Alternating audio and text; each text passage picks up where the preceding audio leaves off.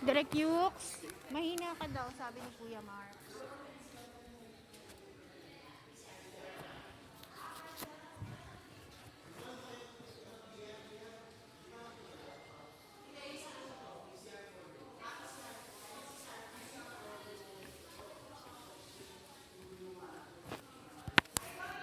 Plug na.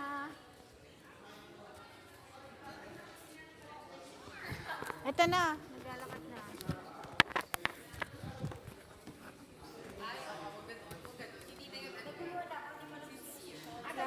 Ay, sorry naman.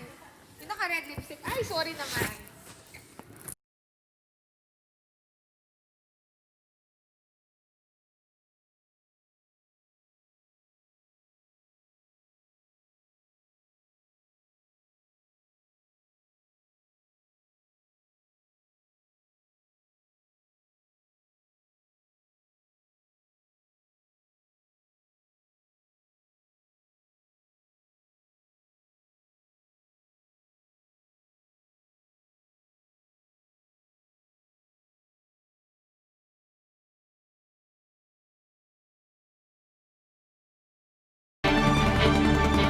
Good morning, I'm Sean Yao, and this is One News Now. Malacanang assures the public that there are enough safeguards in the proposed Anti-Terrorism Act against possible abuse. Presidential spokesman Harry Roque also reiterated that President Duterte will closely scrutinize the much-criticized bill.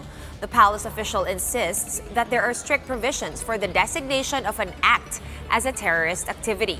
Roque added that the recommendations of the Justice Department will also be important once the chief executive acts on the measure. Several groups and lawmakers have denounced the bill, citing vague provisions. Among those is the alleged unconstitutionality of the planned creation of an anti-terrorism council. The president was given 30 days to sign or veto the bill in its entirety or in parts, or else it will lapse into law. And the IATF approves a recommendation of the Trade Department to allow the gradual resumption of dine-in services in areas under general community quarantine and modified GCQ. In a phone interview, Trade Secretary Mon Lopez said that 30% of their operating capacity will be allowed starting June 15, provided that they strictly follow health protocols. These include observing distance between tables and chairs, providing foot baths, and installing dividers and markers at the dining area. Customers are also required to wear face masks, while establishments should have thermal scanners and rubbing alcohol. The IATF is now set to present the recommendation to the president, who has the final say. And Sitio Kaingin Bukid in Quezon City was placed under a 14-day lockdown because of the rising number of COVID-19 cases in that area. Stores in Sitio Kaingin are closed to give way for disinfection. The local government of QC says that affected residents have been given relief goods for the 14-day lockdown period. Health authorities will also be conducting rapid testing during this said time. The sitio, with around 1,600 families, recorded some 26 COVID-19 cases. And the NBI, or National Bureau of Investigation, warns that online prostitution is on the rise after apprehending 2 minors in Taguig for human trafficking. Authorities received reports of underage women being offered for sex on social media. They entrapped the suspects in an apartel after posing as clients, and they will be facing human trafficking charges as well as violation of the Bayanihan to Heal as One Act. More parents are now opting to homeschool their kids, especially as the education sector shifts to their new normal. Camille Samonte with the story. Paying for expensive tuition and miscellaneous fees is a common problem faced by many parents every school year. But Eva avoided these expenses by homeschooling her children. It's budget friendly. Siyempre now, 'di ba, we prefer it, 'di ba, during this crisis. No more traveling expenses. Well, I think medyo matagal pa to na wala sila sa school talaga. Pero yon, wala na mga expenses na gano'n. They can eat at home. You can choose the activities, extracurricular activities according to your budget. Homeschooling also boasts of academic flexibility as children can learn at their own pace.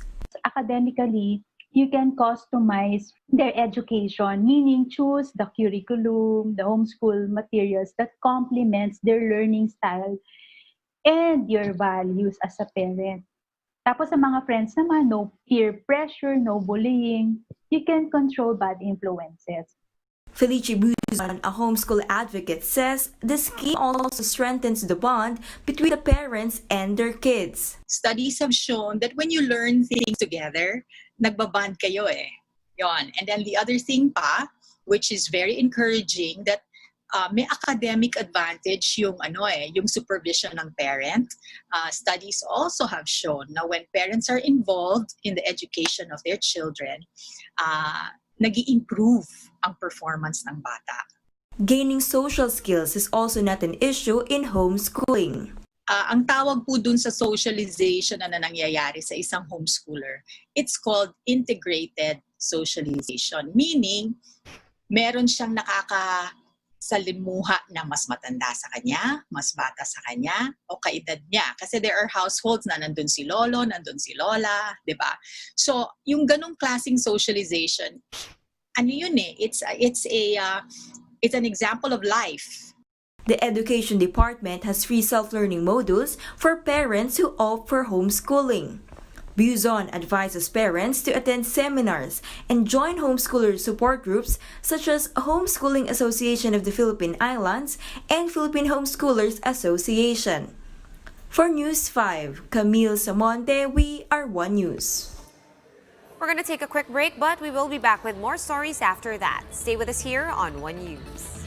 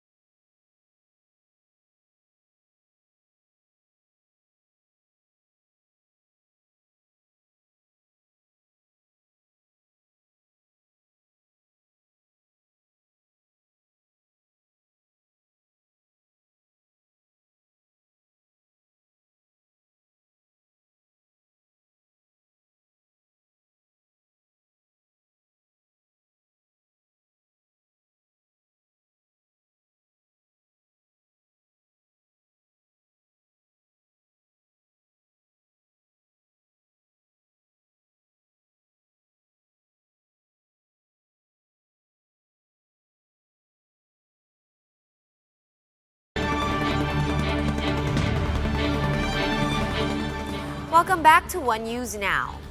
The regional office of the LTFRB, or Land Transportation Franchising and Regulatory Board in Davao, has added additional bus routes for inter-provincial travel as well as more trips in existing routes. Jem Avancenia joins us live from Davao City for today's morning rush. Hi Jem, how's the situation over there?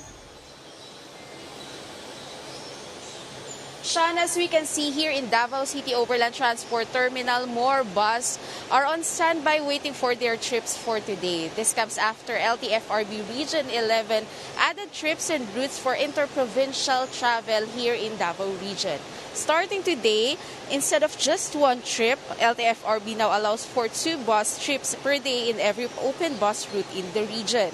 They also added the Davao Bansalan, Davao Malita, and Davao Buda routes from the Davao City Overland Transport Terminal. Davao City Mayor Sara Duterte, who also heads the Davao Region COVID-19 Task Force, says the LTFRB are still coordinating with other LGUs for the possible resumption of inter-regional bus trips. Recall that before the reopening of commercial flights in Davao International Airport, Mayor Duterte asked for the augmentation of bus trips so that passengers could easily travel to their hometowns without getting stranded in the city. She also stopped the rapid diagnostic testing for incoming passengers in Davao Airport. The local chief executive said that using RDT tools is not worth the investment because of its limitation to detect carriers of COVID-19. She explained that the city will instead focus on community surveillance and will distribute the RDTs on different health district offices in the city. Meanwhile, local police stations in Davao City are now tasked to release travel authorities. Davao City Police Office said this aims to decongest the volume of people coming in their office and to make it easier for individuals to secure the documents they need for travel. Yesterday, some of the clients have to fall in line for 4 to 5 hours before they could process their travel authority. But as we checked this morning in Talomo Police Station, it took only 30 to 45 minutes for one person to secure his document. Sean, meanwhile, 12 additional cases of COVID-19 were recorded by the LTFRB Region 11 yesterday. This brings a total of 392 total cases of COVID-19 in the entire region. Sean? All right, Jem, I can't help but notice that it looks like not very crowded where you are right now. You seem to be in a bus station. How is the situation there with the morning rush hour? Are there stranded commuters, maybe stranded people from other provinces? Can you paint us a picture? Sean, compare last week, in this same terminal, there are many passengers who arrive here in the terminal hoping they could go back to their provinces. But compared today, there are only very few passengers, maybe because those locally stranded individuals were able to went back home to their provinces last week. Sean? All right, like you said, also the line to secure a travel authority in the police station was kind of long yesterday, 4 to 5 hours wait. Today, because they're allowing all police stations to issue the travel authority, are shorter lines and shorter wait times expected.